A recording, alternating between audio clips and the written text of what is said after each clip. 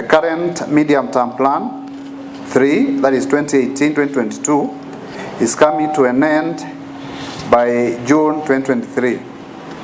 The fourth medium-term plan 2023 to 2027 of Kenya Vision 2030 will succeed the third medium-term plan 2018-2022, which was officially launched on 2nd February 2022 at Kenyatta International Conference Center.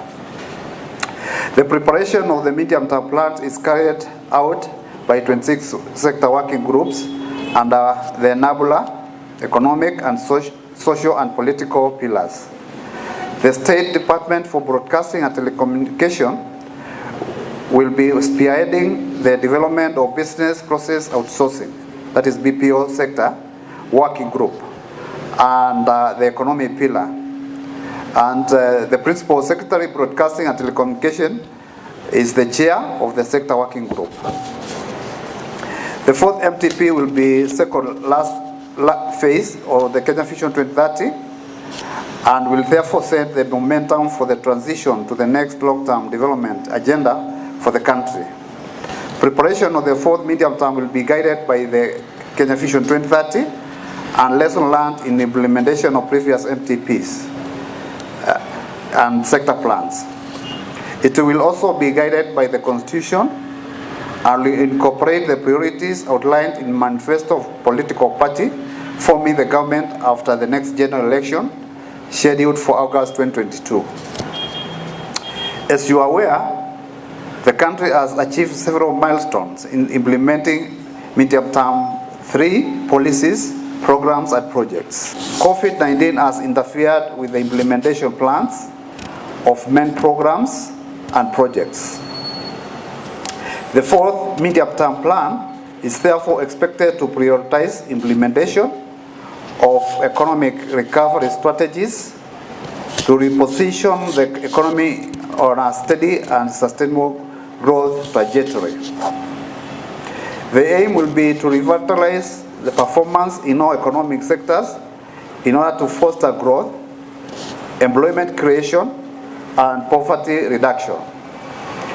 In line with the Constitution, the fourth medium-term plan will be prepared through a wide consultation process aimed at ensuring inclusiveness and building consensus on the identification of policies, programs, and projects for implementation over the medium-term plan period. Talk about the business processing outsourcing sector.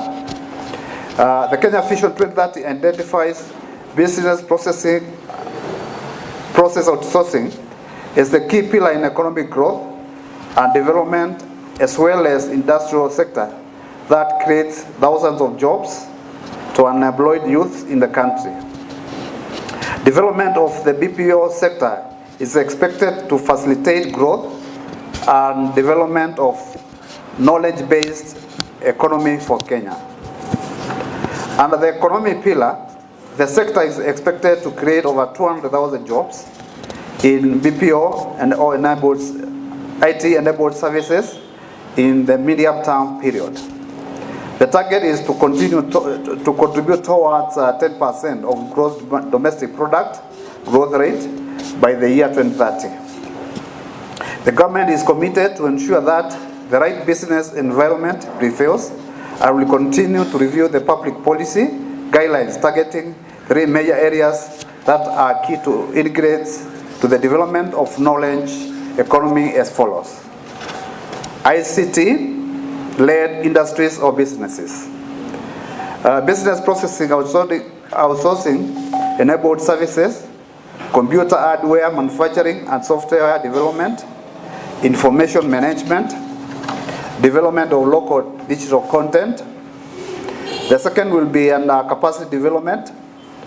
The objective is to develop a workforce that uses knowledge as a primary function of their work. And the other one is the last, innovation in economic and social systems. The objective is to encourage entrepreneurial mindsets, innovation, culture, and transfer of skills from best practice areas through the development of incubation centers and national centers for excellence. Kenya requires a pool of knowledge workers who can virtually work in all sectors, contribute towards the achievement of the national development agenda of universal health care, food and nutrition, affordable housing, and industrialization, manufacturing, and agro-processing. Ladies and gentlemen, despite the huge potential that Kenya stands to gain from the global business process outsourcing through the IT-enabled services industry, will be focusing more on low-skilled functions such as data entry and transcriptions. I'm therefore expecting this sector working group to come up with strategies, programs, projects that will enhance development of e-commerce, e-government services, local digital content development, information and knowledge management. We as stakeholders should work together to produce a workable medium-term plan that will meet the needs of the citizens, businesses, and the government.